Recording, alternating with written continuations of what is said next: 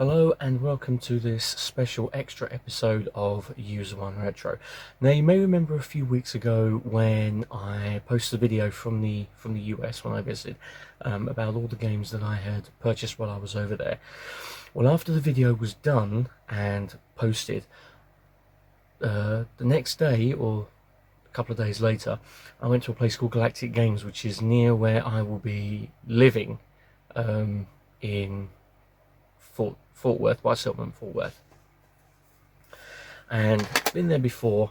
They've got a good range of retro games, DVDs. They even sell some of the old consoles, and I saw for the very first time the top loader Dogbone NES. Unfortunately, it didn't have a power supply with it, but it was only something like $50, and I was kicking myself about not buying it. I mean, because I've already got a NES, it just seems superfluous, but it would have been something really, really nice to have. But while I was in there, I went straight to the back corner, and I looked at the NES section, and I came across these two games. Life Force, which you would know in the UK as Salamander. Obviously, it's I suppose you could call it a spiritual sequel to Gradius.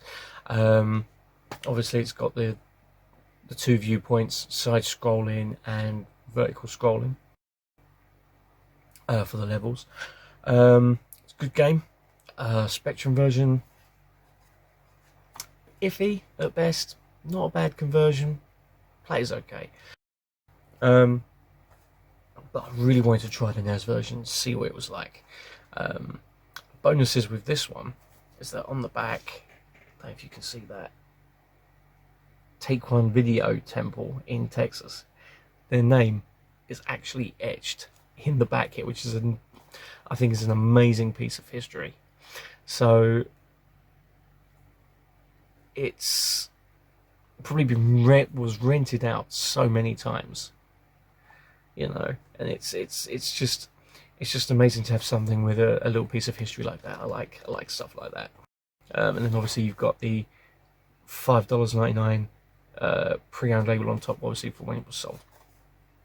It's cost me $12 or $12.05. But yeah, I'm quite happy to have this in the old collection. Now the next one,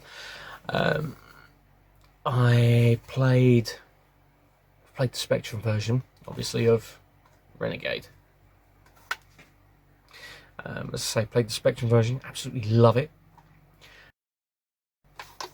Played the arcade version on PlayStation 4 with the Arcade Archives collection, which was rock hard, very hard indeed. But I saw this and thought, you know what? For $7.10, I'll give it a bash. I haven't had a chance to try it yet, but I'm certain this was released as River City Ransom somewhere, or it was a spiritual sequel to this, or it was a remake or something. I don't know. If anyone wants to enlighten me on that, then please comments below. Pop it down there. Let me have a read. But I thought for $7, I'll have a go at it. Now, recently, I have been getting quite a few Amiga games through from eBay. Many that I had missed first time round.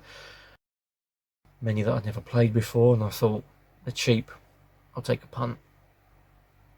And this one, I used to have when it first came out, but unfortunately the box got absolutely mullered. It looks as though someone has been using it for target practice or bullfighting practice or something. It's just a horrible mess, the box. I mean, I don't even know if the disc still works.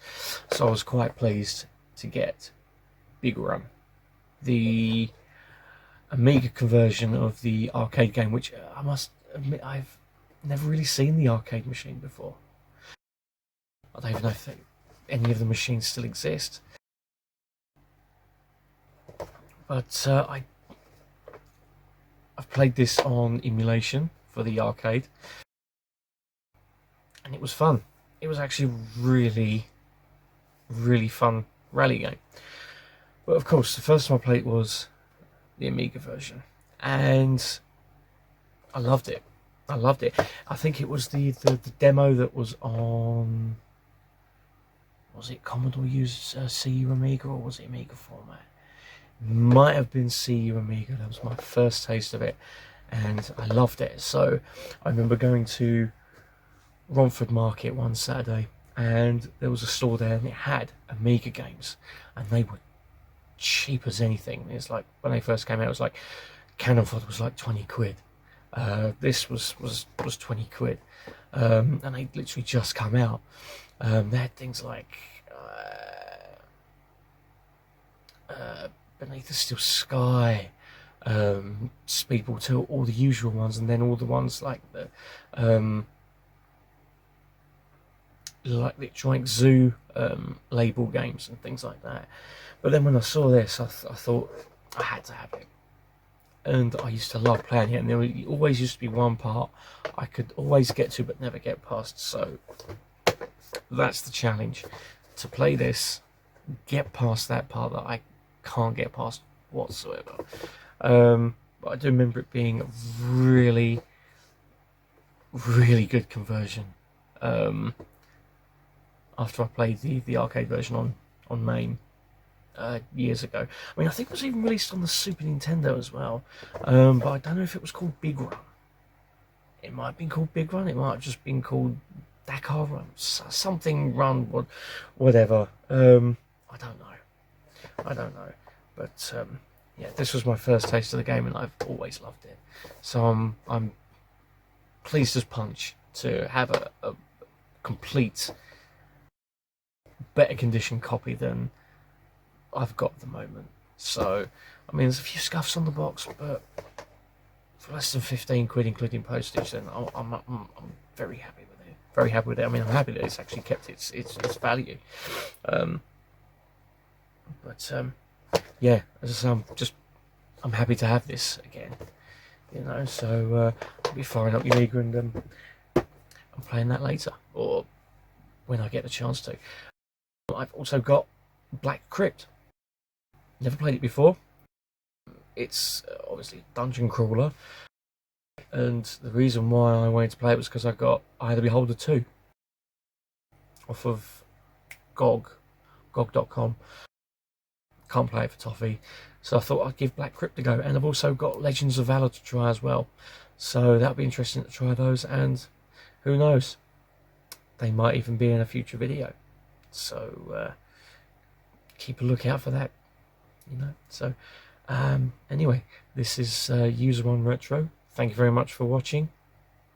I'll see you later.